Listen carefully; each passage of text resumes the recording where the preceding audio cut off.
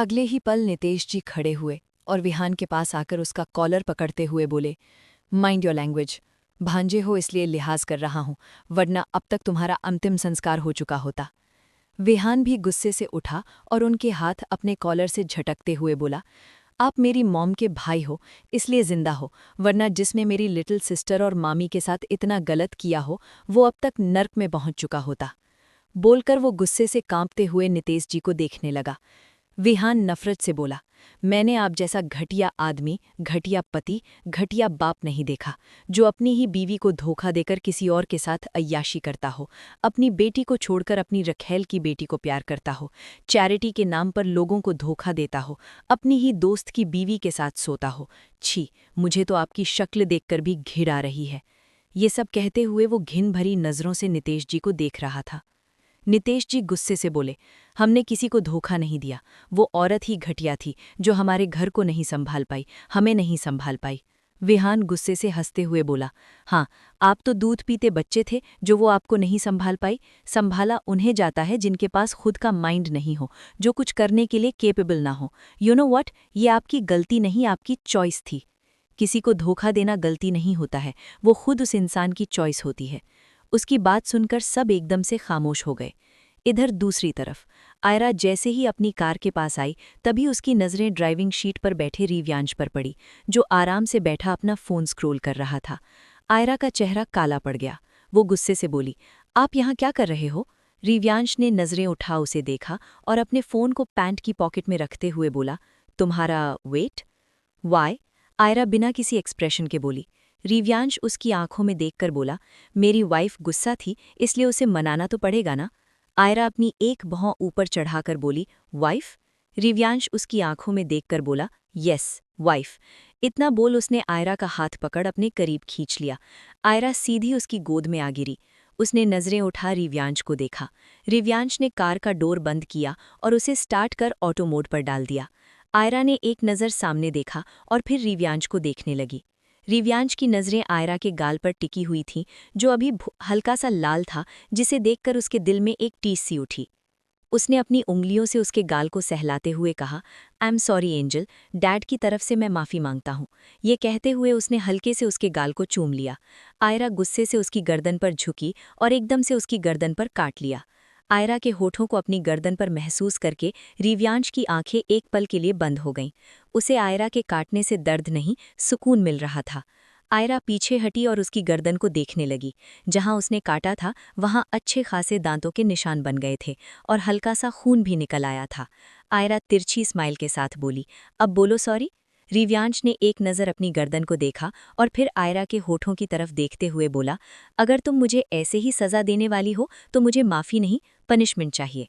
इसी के साथ वो नीचे झुका और आयरा के सॉफ्ट होठों को कैप्चर कर लिया। उसकी इस हरकत पर आयरा एकदम से हैरान रह गई। वहीं आयरा के सॉफ्ट होठों को अपने होठों के बीच महसूस करके रिव्यांश हार्ड होने लगा। उसे खुद नहीं पता था कि आयरा की करीबी उस पर इतना इफ़ेक्ट क्यों करती है कि जो कभी उसके साथ 25 सालों में नहीं हुआ वो होने लगता है। रिव्यांश को इस वक्त ऐसा लग रहा था जैसे वो किसी स्वीट को चूस रहा था। आयरा के होठों का टेस्ट उसे स्वीट से भी अच्छा लग रहा था। वो किसी हंगरी की तरह आयरा की टंग से अपनी टंग उलझाते हुए उसे किस कर रहा था। उसके हाथ बेकाबू होकर आयरा की कमर को सहला रहे थे। आयरा अपने एक हाथ से रिव्यांश के बालों को सहलाते हुए उसे किस बैक कर रही थी। उसने कभी किसी को किस नहीं किया था, लेकिन रिव्यांश के करीब होने से उसे भी किस करने का मन करने लगा। आज के लिए बस इतना ही, मिलते हैं नेक्स्ट पार्ट में। एपिसोड 72, त्रेहान जी का आयरा से माफ़ी मांगना। अगली सुबह 9 बजे आयरा ड्रेसिंग मिरर के सामने खड़ी रेडी हो रही थी। उसने black jeans with white crop top पहना था, जो उसके बदन पर बेहद खूबसूरत लग रहा था। उसके चेहरे पर एक भी एक्सप्रेशन नहीं थे। हमेशा की तरह ठंडी आंखें उसे कातिलाना लुक दे रही थी। आयरा ने एक नज़र खुद को देखा और फिर तुरंत बेडरूम से बाहर निकल गई। वो लिविंग हॉल में आई, तभी उसकी नज़रें रिव्यांश पर पड़ी, जो कॉल पर किसी से बात कर रहा था। उसने नेवी ब्लू शर्ट और ब्लैक डेनिम जीन्स पहनी थी।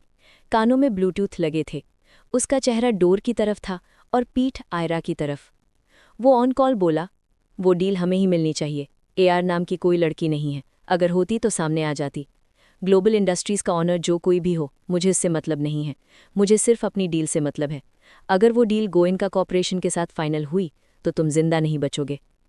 ये कहते हुए वो बाहर चला गया। आयरा के फेस पर तिरछी स्माइल आ गई। वो खुद से बोली, 6 मंथ्स। एआर गायब क्या हुई? लोगों को इतनी बड़ी गलतफहमी हो गई। इंटरेस्टिंग। कहते हुए वो बाहर आई और पार्किंग एरिया में आकर अपनी कार के अंदर बैठने वाली होती है, लेकिन तभी किसी ने उसका हाथ पकड़ झटके से बाहर खींच लिया और उसे कार से सटा अपना एक हाथ उसके सर के पास रख दिया। आयरा ने सर उठा सामने देखा, जहां रेव्यांश खड़ा उसे ही देख रहा था। वो आयरा की आंखों में देखते हुए बोला, ग्लोबल इंडस्ट्रीज के साथ मीटिंग फाइनल करो, मैं खुद उसके ऑनर से मिलना चाहता हूं। ये कहते हुए उसने आयरा की कमर पर हाथ रखा और हल्का सा उस पर झुक उसके होठों पर छोटी सी किस करके बोला, गुड मॉर्निंग। आयरा ने उसके चेहरे को देखा, लेकिन कहा कुछ नहीं। वो अभी कॉल पर था, इसलिए वो कुछ नहीं बोल रही थी। तभी दूसरी तरफ से आवाज आई, ओके सर, मैं एआर के असिस्टेंट से बात करता हूं। अगर एआर आपसे मिलना चाहेगी तो मीटिंग। तभी रेव्यांश बीच में बोला, दुनिया में ऐसा कोई पैदा नहीं हुआ जो रेव्यांश ओबेरॉय को मना कर सके। एआर अगर है तो ऑफकोर्स वो खुद सामने से हमारी कंपनी का ऑफर एक्सेप्ट करेगी। आयरा की एक भौं ऊपर उठ गई। वो रेव्यांश को घूरने लगी।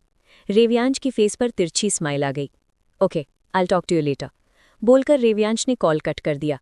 उसने ब्लूटूथ निकाले और आयरा के सर के पास अपना दूसरा हाथ भी टिकाते हुए बोला, what happened angel, why you looking at me like that. Aira बिना किसी एक्सप्रेशन के अपनी ठंडी आवाज में बोला, कॉन्फिडेंट अच्छा है but over confident not good. क्या पता एआर आपको डील के लिए मना कर दे, उसे आपका प्रोजेक्ट पसंद ना आए। रेव्यांश उसकी आंखों में देखकर बोला, अगर ऐसा हुआ तो वो एआर की बेवकूफ़ी होगी। खुद को पावरफुल और सामने वाले को बेवकूफ़ समझना ही इंसान की सबसे बड़ी गलती होती है। मुझे नहीं लगता है एआर ऐसी गलती करेगी।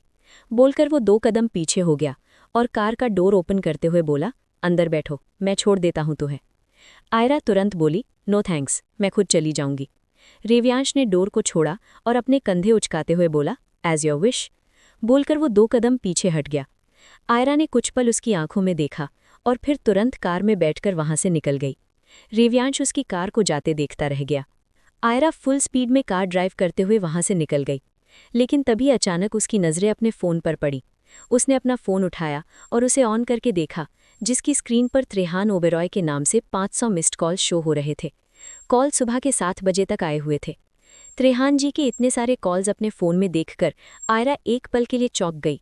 उसकी आंखों के सामने कल रात का सीन घूमने लगा, जब त्रेहान जी ने उसे थप्पड़ मारा था।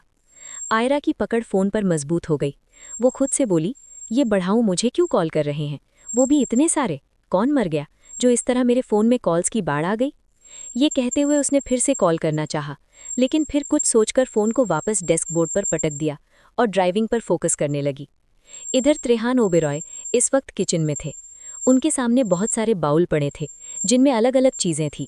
उन्होंने एक गहरी सांस भरी और खुद से बोले, आई होप ये सब पिड्डी को पसंद आए और वो हमें माफ़ कर दे। जो भी हो, हमें थप्पड़ नहीं मारना चाहिए था, वो हमारी बहू है। कोकिला के कभी गोपी को थप्पड़ नहीं मारा था।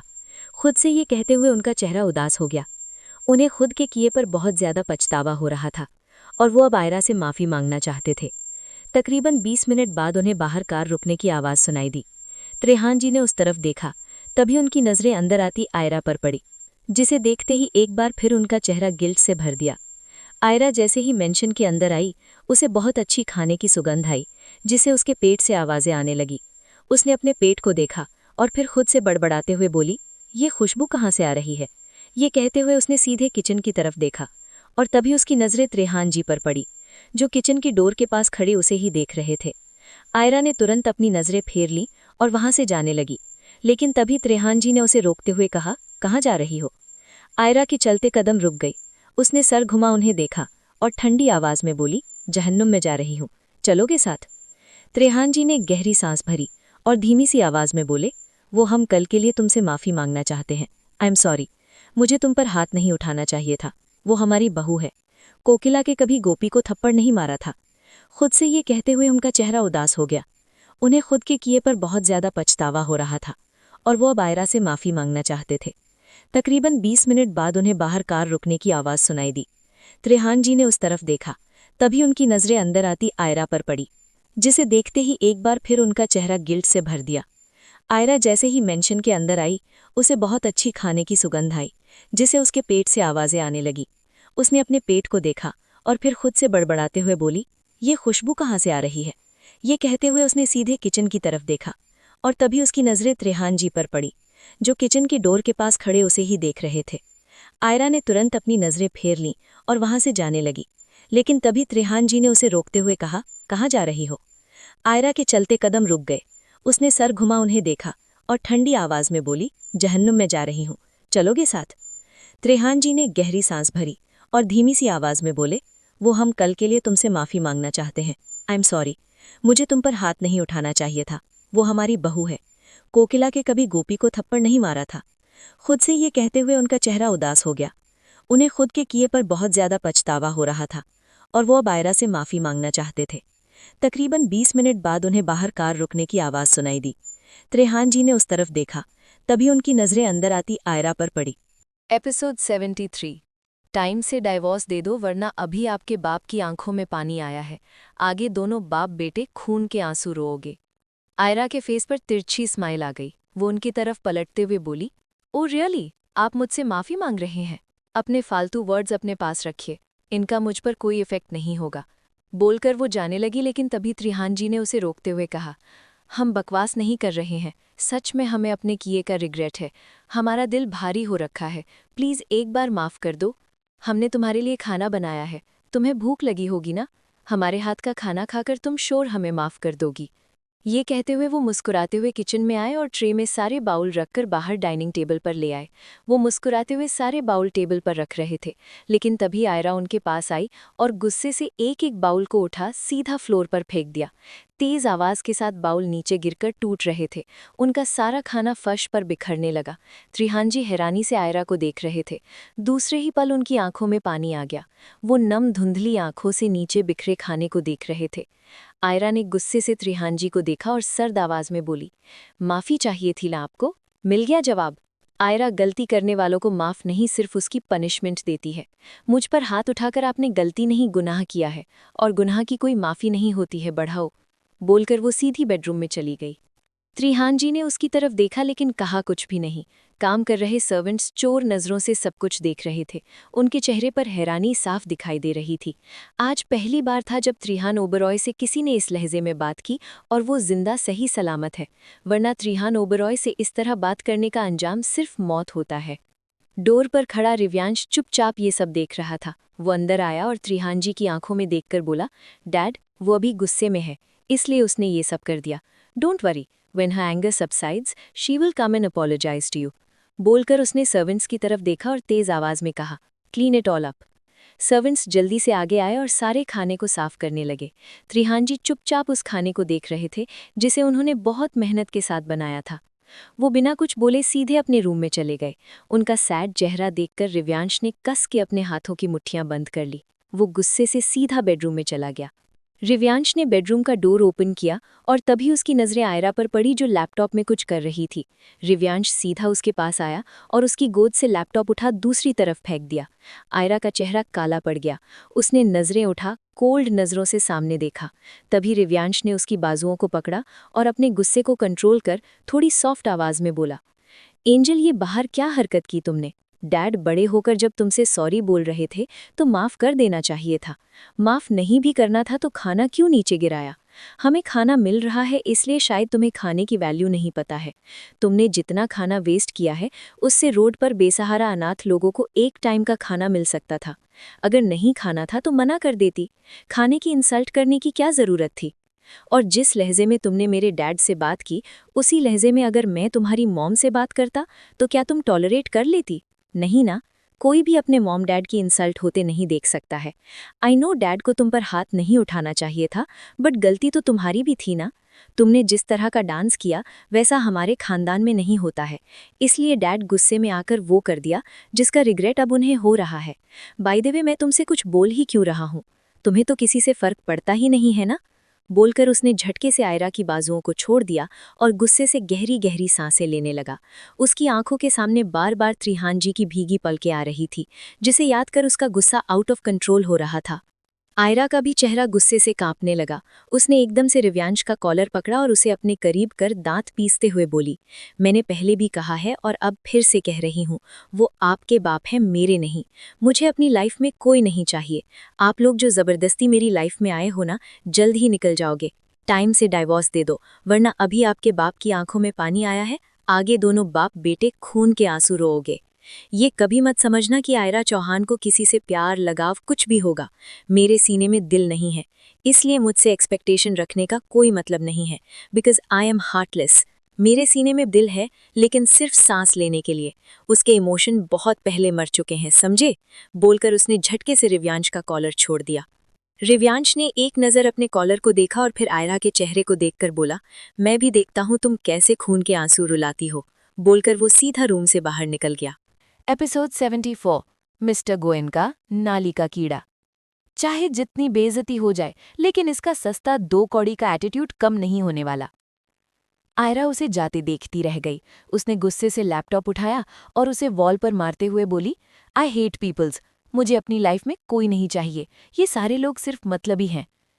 ये कहते हुए उसकी आंखों के सामने अपनी मौत का मंजर घूमने लगा, जब उसे अपनी फैमिली, जिन्हें वो अपना मनाती थी, उनका सच पता चला था। उन लोगों की वजह से उसकी जान चली गई थी। तभी से अलीशा को अपनों के नाम से नफरत होने लगी थी। लैपटॉप वॉल पर लगकर नीचे गिरकर टूट गया। आयरा ने एक नज़र टूटे हुए लैपटॉप को देखा और फिर अपना फ़ोन निकाल किसी को कॉल किया। कुछ देर रिंग जाने के बाद दूसरी तरफ से कॉल पिक हुआ। आयरा ठंडी आवाज़ में बोली, ओबरॉय इंडस्ट्रीज़ के साथ मीटिंग फिक्स करो, मैं इवनिंग में आ रही हूँ। उसकी इतनी ठंडी आवाज़ सुनकर एक पल के लिए दूसरी तरफ वाला शख्स कांप गया, लेकिन फिर उसने खुद को संभालते हुए कहा, मैम, मिस्टर सक्सेना और मिस्टर गोयनका आपसे मिलना चाहते हैं। उन दोनों का कहना है कि आप जिंदा नहीं हैं। इस कंपनी को संभालने वाला कोई नहीं है। सारे शेयर होल्डर भी उनकी बात से अग्री करके शेयर बेचना चाहते हैं। मिस्टर सक्सेना और मिस्टर गोयनका कंपनी के शेयर खरीद कर टेक ओवर करना चाहते हैं। वो चाहते हैं AR इंडस्ट्रीज उनकी कंपनी में मिल जाए, ताकि फिर वो वर्ल्ड में सबसे पावरफुल बिजनेसमैन की पोजीशन पर आ जाएंगे। आयरा की एक भौं ऊपर उठ गई। अगले ही पल वो तिरछी स्माइल के साथ बोली, मिस्टर गोयनका और मिस्टर सक्सेना के साथ सारे शेयर होल्डर को कॉन्फ्रेंस रूम में आने को कहो, मैं थोड़ी देर में आ रही हूँ। बोलकर उसने कॉल कट कर दिया। वो तिरछी स्माइल के साथ बोली, ये मिस्टर गोयनका नाली का कीड़ा। चाहे जितनी बेइज्जती हो जाए, लेकिन इसका सस्ता 2 कौड़ी का एटीट्यूड कम नहीं होने वाला। बोलते हुए वो रूम से बाहर निकल गई। आयरा सीधी लिविंग हॉल में आई, तभी उसकी नज़रें रिव्यांश पर पड़ी, जो कॉल पर किसी से बात कर रहा था। आयरा ने रिव्यांश को इग्नोर किया और वहां से निकलकर अपनी कार में बैठकर मैंशन से निकल गई। इधर दूसरी तरफ एक बड़ी सी बिल्डिंग, जिसकी ऊंचाई सक्सेस को छू रही थी। ये मुंबई की सेकंड सबसे टॉप बिल्डिंग थी। फर्स्ट पोजीशन पर रिव्यांश ओबरॉय की बिल्डिंग आती है, जो अंडरवर्ल्ड का ही नहीं, बिजनेस का भी किंग है। नितेश गोयनका का नाम टॉप 5 बिजनेसमैन में आता है और वो AR इंडस्ट्रीज को टेक ओवर करके फर्स्ट पोजीशन पर आना चाहते हैं। इस वक्त इसी बिल्डिंग के कॉन्फ्रेंस रूम में बहुत ज़्यादा शोर शराबा हो रखा था। लोगों के चिल्लाने की आवाज़ें बाहर तक आ रही थी। मिस्टर कार्तिक मलिक, कहाँ है आपकी बॉस? वो हैं भी या नहीं, या फिर आप सबको बेवकूफ़ बना रहे हो? पिछले 3 महीनों से उनका कहीं कोई अता पता नहीं है। वो एक भी मीटिंग में नहीं दिखी। कंपनी के शेयर गिर रहे हैं। अगर ऐसा रहा तो हम सबको शेयर सेल करना पड़ेगा। राउंड शेप टेबल के सामने वाली चेयर पर बैठे एक शख्स ने गुस्से से चिल्लाते हुए कहा। उनकी बात सुनकर बाकी सब भी इसी तरह की बातें करने लगे। 3 महीने हो गए, ना कोई मीटिंग, ना कोई अपडेट, ना कोई प्रोजेक्ट साइन हुआ। ये कंपनी अब खाई की तरफ जा रही है। AR बिना बॉस के चल ही नहीं सकती। अगर मिस अलीशा सच में जिंदा होती तो अब तक सामने आ जाती। पूरे कॉन्फ्रेंस में आवाजें गूंज रही थी। AR का असिस्टेंट आर्यन मलिक सबको परेशानी से देख रहा था। उसने सबको समझाते हुए कहा, मिस्टर सक्सेना, प्लीज़ शांत हो जाइए। मैंने मैम से बात की है। उन्होंने आज मुझे खुद कॉल किया था और वो बोल रही थी कि थोड़ी देर में आ रही हैं। प्लीज़ थोड़ा वेट कीजिए। ये सुनते ही मिस्टर सक्सेना, जो AR के शेयर होल्डर भी थे और पार्टनर भी, वो गुस्से से बोले, मैम फूट, कोई आएगा तो तब ना, जब कोई होगा। आज तक कभी किसी ने अलीशा का चेहरा नहीं देखा, किसी भी मैगजीन में, ना किसी सोशल मीडिया पर, ना ही रियलिटी में। हमेशा मास्क के पीछे रहती है और अब तो वो मास्क बिना मास्क के कैसी भी नज़र नहीं आ रही है। हमें तो लगता है अलीशा सिर्फ नाम है, इस नाम के पीछे का कोई इंसान नहीं है। ये सब कहते हुए उनका चेहरा गुस्से से कांप रहा था। इसी शोर के बीच कोने वाली चेयर पर बैठे नितेश गोयनका के होठों पर तिरछी मुस्कान आ गई। वो अपने सूट के कॉलर को ठीक करते हुए बेहद ठंडी आवाज़ में बोले, जेंटलमैन, काम डाउन, पैनिक करने की ज़रूरत नहीं है। अगर बॉस नहीं आई तो इसका मतलब है कि अब कंपनी को एक नया मालिक चाहिए। हम सब जानते हैं एआर कंपनी अब कर्ज में डूब रही है। शेयर ग्राफ देखिए, लगातार नीचे जा रहा है। और जब एक जहाज डूबने लगे तो समझदार लोग पहले ही उसे छोड़ देते हैं। बोर्ड मेंबर धीरे धीरे एक दूसरे की तरफ देखने लगे। किसी के चेहरे पर डर था, किसी पर लालच। नितेश जी ने अपना पेन मेज पर रखते हुए कहा, हम सब अपनी कंपनी को एक नई दिशा दे सकते हैं अगर एआर इंडस्ट्रीज एनजी कॉरपोरेशन में मर्ज हो जाए। मतलब? किसी डायरेक्टर ने पूछा। नितेश जी की स्माइल और गहरी हो गई। वो उसी स्माइल के साथ बोले, मतलब ये कि अब एआर सिर्फ एक नाम रह जाएगा और असली कंट्रोल हमारे हाथों में होगा। ये सुनते ही रूम में एक पल के लिए सन्नाटा छा गया। आर्यन हैरानी से नितेश जी को देखने लगा, जिनकी आंखों में एआर कंपनी को लेकर लालच साफ नजर आ रहा था। कुछ सेकंड के लिए किसी ने कुछ नहीं कहा और फिर एक एक कर सभी सिर झुकाने लगे। May be he is right. अगर मिस अलीशा सच में नहीं लौटी तो हमें बचाने वाला कौन है? मिस्टर सक्सेना ने और सिर हिलाते हुए कहा। नितेश की आंखें चमक उठी। वो चमकती लालच भरी आंखों से सबकी तरफ देखकर बोले, परफेक्ट, फिर तैयार रहिए, आज शाम तक साइनिंग प्रोसेस शुरू हो जाएगा। उन्होंने इतना ही कहा था तभी कॉन्फ्रेंस रूम का डोर धड़ाम की आवाज के साथ खुला, जिससे सब एक पल के लिए चौंक गए। नितेश जी, मिस्टर सक्सेना, आर्यन के साथ सबने सर घुमा उस तरफ देखा जहां गार्ड्स के बीच एक शख्स अंदर आ रहा था। गार्ड्स चारों तरफ खड़े थे, जिस वजह से बीच में आ रहा इंसान दिखाई नहीं दे रहा था, लेकिन उस इंसान का ऑरा बेहद स्ट्रॉन्ग सबके बीच में होने के बावजूद भी था। एपिसोड 75। मिस्टर गोयनका, प्लीज यहाँ से बाहर जाइए, वरना मुझे मजबूरन आपको धक्के मारकर निकालना पड़ेगा। नितेश जी ने गुस्से से आर्यन को देखा और झटके से अपना हाथ छुड़वाते हुए बोले, हम पेपर्स साइन किए बिना यहाँ से कहीं नहीं जाएंगे। ये कंपनी अलीशा की है, ना कि आयरा की। ये लड़की सबको बेवकूफ़ बना रही है। ये कहते हुए वो गुस्से से कांप रहे थे। वो कभी इस बात पर बिलीव नहीं कर सकते थे कि आयरा इतनी बड़ी कंपनी की ऑनर हो सकती है। आर्यन ने एक गहरी सांस भरी और गार्ड्स की तरफ देखकर ऑनर देते हुए बोला, इन्हें बाहर फेंक दो। बोलकर उसने बोरियत से नितेश जी को देखा, जो गुस्से से उसे ही देख रहे थे। अगले ही पल गार्ड्स आगे आए और नितेश जी को पकड़ उन्हें ऑलमोस्ट हवा में उठाते हुए बाहर ले गए। नितेश जी के पैर जमीन को टच नहीं कर रहे थे। वो गुस्से से चिल्लाते हुए बोले, छोड़ो मुझे, वरना तुम सबके साथ अच्छा नहीं होगा। एक भी जिंदा नहीं बचोगे। मेरी बेइज्जती का बदला मैं लेकर रहूंगा। गार्ड्स ने उनकी एक भी बात पर ध्यान नहीं दिया और बाहर लाकर सीधा सड़क पर पटक दिया। नितेश जी की जोर की चीख निकल गई। उनकी कमर में चोट लग गई थी। वो अपनी कमर पर हाथ रखे दर्द और गुस्से से गार्ड्स को बुरी तरह घूरने लगे। गार्ड्स ने उनके मुंह पर डोर बंद कर दिया। नितेश जी बस सड़क पर पड़े बंद डोर को देखते रह गए। तभी उनके पास उनके गार्ड्स दौड़ते हुए आए और फिक्र भरी आवाज में बोले, बॉस, आप ठीक तो हो? ये कहते हुए उन्होंने नितेश जी को उठाया। नितेश जी का चेहरा शर्म से और भी ज्यादा लाल हो गया। वो गुस्से से बोले, हाँ मैं ठीक हूँ, चलो यहाँ से। ये बोलते हुए वो सीधा अपनी कार की तरफ चले गए। लेकिन तभी अचानक उनके माइंड में अंशिका जी का थॉट आया। अगले ही पल उनके फेस पर शैतानी स्माइल आ गई। उन्होंने पलटकर एआर इंडस्ट्रीज को देखा और डेविल स्माइल के साथ बोले, मुझे पता है ये इंडस्ट्रीज तुम्हारी नहीं है आयरा, लेकिन अब जो तुम्हारी है वो भी तुम्हारे पास नहीं रहेगी। अपनी मॉम को अकेला छोड़कर गलती कर दी। अब देखो मैं क्या करता हूँ, अपनी बेइज्जती का बदला कैसे लेता हूँ। बोलकर वो जोर से पागलों की तरह हंसने लगे। गार्ड्स हैरानी से नितेश जी को देख रहे थे, जो इस वक्त एक पागल से ज्यादा कुछ नहीं लग रहे थे। इधर आयरा ने मिस्टर सक्सेना की तरफ देखा और अपनी गन के साथ खेलते हुए बोली, हाँ तो अब बोलिए मिस्टर सक्सेना, आपको क्या क्या कंप्लेंट है मुझसे? मुझे देखना चाहते थे ना, अब आराम से देख लीजिए। बोलकर वो उठी और अपने कदम धीरे धीरे मिस्टर सक्सेना की तरफ बढ़ाने लगी। आयरा को अपनी तरफ आता देख मिस्टर सक्सेना अपने कदम पीछे लेने लगे। उन्होंने डरते हुए कहा, आई एम सॉरी यार, गलती हो गई, प्लीज माफ करो, आगे से कभी आपके बारे में कोई सवाल नहीं करूंगा। ये कहते हुए वो अचानक ही पीछे वॉल से टकरा गए। उन्होंने सर घुमा एक बार वॉल को देखा और फिर तुरंत वापस आयरा की तरफ, जो उनके बेहद नजदीक आ चुकी थी। उसके होठों की वो किलिंग स्माइल बता रही थी कि अभी उसका मौत का खेल खेलने का कितना मन कर रहा है। आयरा मिस्टर सक्सेना के और भी ज्यादा करीब आई, इतना कि उसके गर्म सांसें मिस्टर सक्सेना को अपने चेहरे पर फील हो रही थीं। मिस्टर सक्सेना ने कस के अपने आंखें बंद कर लीं। उनका पूरा चेहरा पसीने से भीगने लगा। ऐसा ही हाल बाकी के लोगों का था। सबके चेहरे पर पसीने की बूंदें चमक रही थीं। पूरे रूम में पिन ड्रॉप साइलेंस छाया हुआ था, जिसमें मिस्टर सक्सेना की डर से गहरी सांसों की आवाज़ें बहुत जोर से गूंज रही थीं। आयरा ने गन को मिस्टर सक्सेना के गाल पर रखी और डेविल स्माइल करते हुए बोली, गलती हो गई तो पनिशमेंट भी झेलनी पड़ेगी ना। जब गलती करने से डर नहीं लगा तो अब पनिशमेंट से डर क्यों लग रहा है?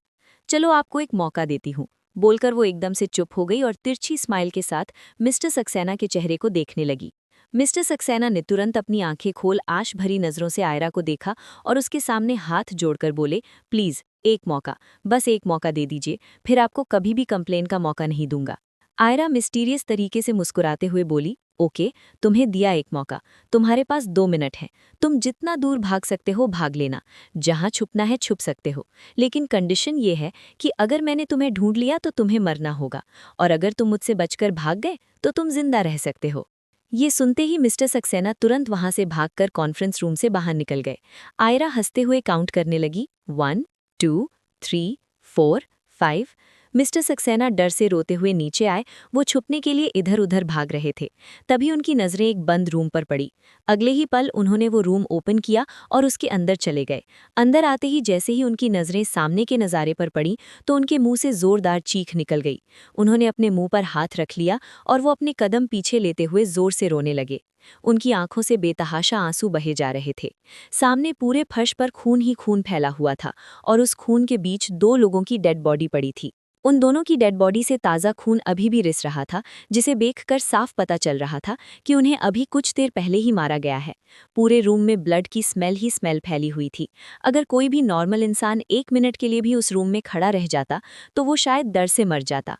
मिस्टर सक्सेना उन दोनों डेड बॉडीज को देखते हुए अपने कदम पीछे लेने लगे, लेकिन तभी पीछे से किसी ने उनके कंधे पर हाथ रखकर तेज आवाज में कहा, धप्पा। मिस्टर सक्सेना एकदम से डर गए। वो पलटते हुए अचानक ही नीचे गिर गए। उन्होंने डरते हुए आयरा को देखा, जो तिरछी स्माइल के साथ उन्हें ही देख रही थी। मिस्टर सक्सेना फ्लोर पर पीछे घसीटने लगे। वो अपना सर ना में हिला रहे थे। तभी आयरा ने उनकी तरफ गन पॉइंट करके कहा, मैंने आपको ढूंढ लिया, अब खेल के अकॉर्डिंग आपको मरना होगा। बोलकर उसने एकदम से ट्रिगर दबा दिया। गन से निकली गोलियां एक एक कर मिस्टर सक्सेना के अंदर धंस रही थीं। उनके मुंह से हल्की सी चीख निकली, मुंह से खून आने लगा और अगले ही पल वो पीठ के बल फर्श पर गिर गए। आयरा ने गन की सारी गोलियां मिस्टर सक्सेना के अंदर उतार दी थीं। उसकी नज़रें मिस्टर सक्सेना पर टिकी थीं। इस वक्त वो किसी पागल सनकी से कम नहीं लग रही थी। इधर दूसरी तरफ ओबरॉय इंडस्ट्रीज के बाहर कशिश की कार आकर रुकी। वो कार से बाहर निकली और अपनी चमकती आंखों से इंडस्ट्रीज को देखने लगी। वो यहाँ मॉडलिंग का इंटरव्यू देने के लिए आई थी। उसका मेन मोटिव था रिव्यांश ओबरॉय से मिलना। उसने आज तक कभी रिव्यांश ओबरॉय को नहीं देखा था, उसका सिर्फ नाम और मैंगनीज में ही देखा था।